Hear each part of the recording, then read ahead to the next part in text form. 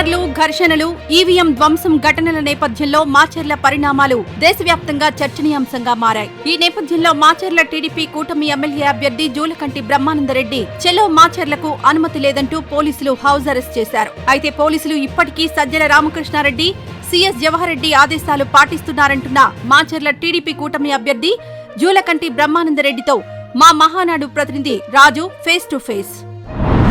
తొలుత మాచర్లలో అల్లర్లు, అనంతరం స్వయంగా అక్కడి శాసనసభ్యుడే ఈవీఎం ధ్వంసం చేసిన ఘటన, ఆ తర్వాత ఆయన పోలీసుల చెర నుంచి తప్పించుకొని పోవడం, వీటన్నింటి పరిణామాల నేపథ్యంలో మాచర్ల అంశం దేశవ్యాప్తంగా చర్చనీయాంశంగా మారింది.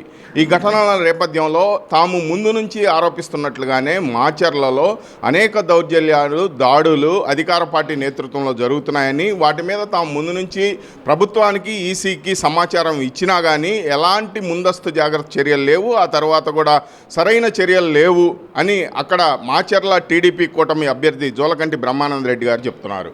ఈ నేపథ్యంలో తాజాగా ఈ జరిగిన పరిణామాలన్నింటినీ కూడగట్టుకొని ఈ దశలో తమ యొక్క ఆందోళన, తన యొక్క సందేశాన్ని ప్రజలకు తెలియజేయాలని చలో మాచర్లని తలపెట్టడం జరిగింది. అయితే దాన్ని పోలీసులు అడ్డుకున్నారు. ఈ పరిణామాలన్నింటి గురించి, ప్రస్తుత పరిస్థితిని గురించి మాచర్ల టీడీపీ కూటమి అభ్యర్థి జూలకంటి బ్రహ్మానందరెడ్డి గారిని అడుగుదాం. సార్ చెప్పండి, ఇప్పుడు మీరు అక్కడికి చలో మాచర్ల తలపెట్టారు, కానీ పోలీసులు దీన్ని అడ్డుకున్నారు. ఈ మొత్తం పరిణామాల నేపథ్యంలో దీన్ని ఎలా చూస్తున్నారు?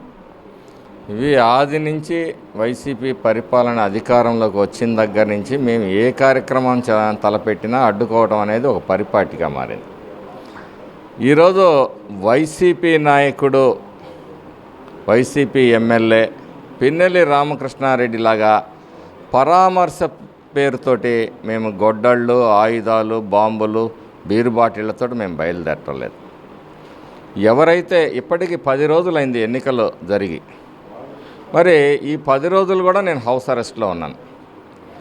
మా కార్యకర్తలకు జరిగిన నష్టాన్ని కానీ వాళ్ళని ఓదార్చాల్సిన బాధ్యత నా మీద ఉంది. అలాగే రాష్ట్ర పార్టీ మీద, జిల్లా పార్టీ నాయకత్వం మీద ఉంది. కాబట్టి మేము అందులో భాగంగా ఈరోజు బయలుదేరి వెళ్ళాలి అంటే దీన్ని అడ్డుకోవడం అనేది ఒక దురదృష్టకరం. ఎందుకంటే ఈ అడ్డుకునేదేదో ఆ రోజు పిన్నెల్లి రామకృష్ణారెడ్డి ఆయుధాలతో బయలుదేరి, మంది మార్బలంతో, కర్రలు, కత్తులతో బయలుదేరిన రోజున అడ్డుకోవాలి. ఈరోజు మేము శాంతియుతంగా మరి మా కార్యకర్తల్ని, నాయకులకి ఒక భరోసా, ధైర్యాన్ని మరి పరామర్శించే కార్యక్రమాన్ని అడ్డుకోవటం అనేది మరి పోలీస్ వ్యవస్థ వాళ్ళ మనస్సాక్షికి వాళ్ళు ఆలోచించాలి. ఈ మొత్తం పరిణామాలు చూసిన తర్వాత ఇప్పుడు మీరు ఏం కోరుకుంటున్నారు, లేదా ఏ చర్యలకి సిఫార్సు చేస్తున్నారు, అదే లేదా విజ్ఞప్తి చేస్తున్నారు?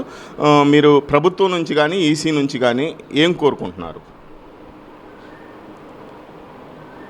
ఎవరైతే దోషులు ఉన్నారో, నేను మొదటి నుంచి చెప్పేది ఒకటే, ఈ ఎన్నికలన్నీ కూడా సీఎస్ జవహర్ రెడ్డి కంట్రోల్లో జరిగినాయి. మాచర్లలో ప్రత్యేకమైన పరిస్థితులు కూడా సీఎస్ జవహర్ రెడ్డే కారణం.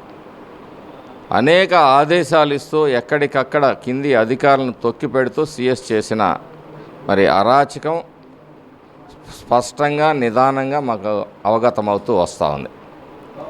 మేము ఎన్ని విజ్ఞప్తులు చేసినప్పటికీ కూడా ఎక్కడా కూడా పోలీసు అధికారులు, స్థానిక అధికారులు అందుబాటులో ఉండి కూడా మరి స్పందించని పరిస్థితి. మేము అనేది ఏంటంటే, శాసనసభ్యుడు ముందుగానే దాడులు చేస్తాను అన్నాడు. అది 1కి 3-4 సార్లు అన్నాడు. దాని మీద మీ చర్యలేంటి? ఈ అన్ని సంఘటనలకు కూడా అతనే బాధ్యుడు, అతను, అతని తమ్ముడు. ప్రతి కేసుకి కూడా అతనే బాధ్యుడు, ప్రతి దాడికి కూడా అతనే బాధ్యుడిని చేస్తూ కేసులు కట్టాలి, కఠినమైన శిక్షలు విధించాలి.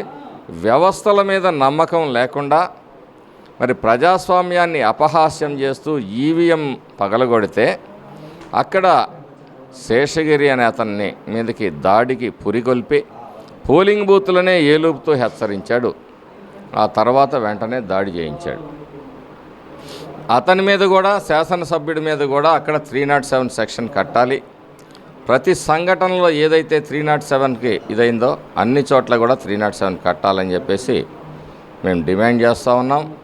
పోలీస్ శాఖ ఆ దిశలో మరి చర్యలు తీసుకోవాలి, బాధితులకి రక్షణగా నిలవాలి.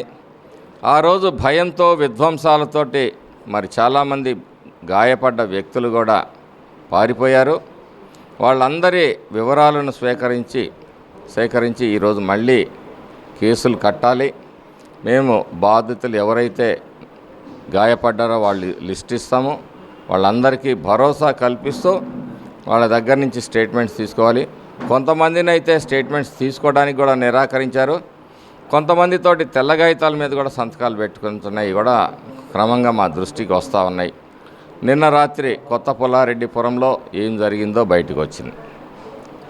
అక్కడ ఎస్సీ ఎస్టీ బీసీలని భయభ్రాంతుల్ని చేసి ఏ విధంగా స్వైర్య విహారం చేసి బూత్ క్యాప్చరింగ్ చేశారో కూడా కనపడతా ఉంది.